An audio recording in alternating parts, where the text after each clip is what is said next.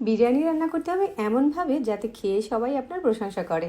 আজকের বিরিয়ানি রান্নায় বাড়তি মশলার কোনো ঝামেলা নেই। সহজে বিরিয়ানি রান্নার রেসিপিটা শেয়ার করেছি, নতুনরাও চাইলে এরকম মজার একটা বিরিয়ানি রান্না করে নিতে পারবেন। প্রথমেই আমি 2 কাপ চিনি গুঁড়া পোলাওয়ের চালকে খুব ভালো করে ধুয়ে তারপর পানি ঝরিয়ে রাখছি। কড়াইতে 1/2 কাপ তেল দিয়েছি আর তেলে 2টা আলু দিয়েছি। আলুটাকে ভালো করে ভেজে নিতে হবে। আলুটা ভাজার সময় চাইলে সামান্য একটু ফুড কালার অ্যাড করতে পারেন।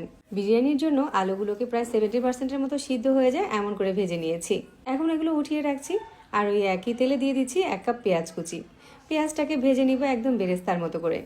এখন এখানে 1 কেজি মাংস দিয়েছি। তারপর দিচ্ছি 1.5 টেবিল চামচ করে রসুন বাটা আর আদা বাটা। স্বাদ মতো লবণ দিচ্ছি।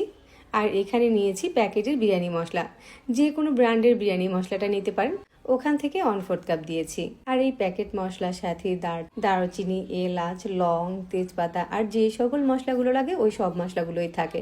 এর জন্য এই বিরিয়ানি রান্নাতে বাড়তি মশলার কোনো ঝামেলা নেই। ঢেকে মাংসটাকে কিছুক্ষণ কষিয়ে নিয়েছি। এখন এখানে 1 কাপ টক দই, 2 টেবিল চামচ টমেটো সস আর ঝালের জন্য 10-12টা কাঁচামরিচ দিয়েছি। মাংস থেকে যে পানিটা বের হয়েছে ওই পানিটা দিয়েই মাংসটাকে ভালো করে কষিয়ে নিতে হবে। ঢাকনা দিয়ে ঢেকে মাংসটা অনেকটা সিদ্ধ হয়ে যায় এরকম করে কষিয়ে নিয়েছি। মাংসগুলো কষিয়ে নেওয়ার পর এটাতে দারুণ একটা কালার এসেছে। এখন মশলা আর মাংসগুলোকে তুলে আলাদা একটা পাত্রে রেখে দিচ্ছি। পাত্রে যে মশলাটুকু রয়েছে ওটার সাথে দারচিনি, এলাচ, লং আর শাহি জিরা দিয়ে ভেজে নিয়েছি। তারপর যে চালগুলো আগে ধুয়ে পানি ঝরিয়ে রেখেছিলাম ওই চালগুলো দিয়েছি।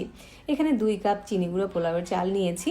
চালটাকে মিডিয়াম আঁচে নেড়ে চেড়ে কিছুক্ষণ ভেজে নিতে হবে। গোটা মশলার সাথে পোলাও চালটা ভালো করে কষানো হয়ে গিয়েছে। এখন এখানে 1 কাপ তরল দুধ দিয়ে দিচ্ছি আর 3 কাপ গরম পানি দিয়েছি। 2 কাপ চালের জন্য দুধ সহ 4 কাপ পানি দিয়েছি। একটু নেড়ে চেড়ে ভেজে রাখা আলুগুলো দিয়েছি আর কয়েকটা কাঁচামরিচ দিয়েছি। এখন ঢাকনা দিয়ে ঢেকে কিছুক্ষণ রান্না করে নিচ্ছি। যখন পানিটা টেনে গিয়েছে তখন 1 টেবিল চামচ ঘি দিয়ে দিচ্ছি। আর যে মাংসটা আগে থেকে রান্না করে রেখেছিলাম ওই মাংসটা উপর থেকে দিয়ে দিচ্ছি। 1 মুঠের মতো পেঁয়াজ বেরেস্তা ছিটিয়ে দিচ্ছি। এখন এভাবে করে আবারও 10 মিনিটের মতো ঢাকনা দিয়ে ঢেকে দমে রান্না করব। 10 মিনিট দমে রাখার পর সবকিছু একসাথে নেড়ে চেড়ে মিশিয়ে নিব। এভাবে যদি বিরিয়ানিটা রান্না করেন তাহলে খেতে অনেক বেশি ঝরঝরে হবে। বিরিয়ানি রান্না হবে এমন করে যাতে করে রাইসগুলো সিদ্ধ হয়ে যায় আর অনেক বেশি ঝরঝরেও হয়।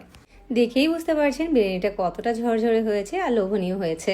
প্যাকেটের মশলা দিয়ে বাড়তি কোনো মশলার ঝামেলা ছাড়া কিন্তু খুব সহজেই বিরিয়ানি রান্না করা যায়। এখন নতুন রাঁধুনি যারা আছেন আর তাছাড়া যারা ব্যাচেলার আছেন তারাও কিন্তু মাঝে মাঝে এরকম মজার একটা বিরিয়ানি রান্না করে নিতে পারবেন। তো সহজে একটা বিরিয়ানির রেসিপি শেয়ার করেছি, আশা করছি সবার কাছে ভালো লেগেছে।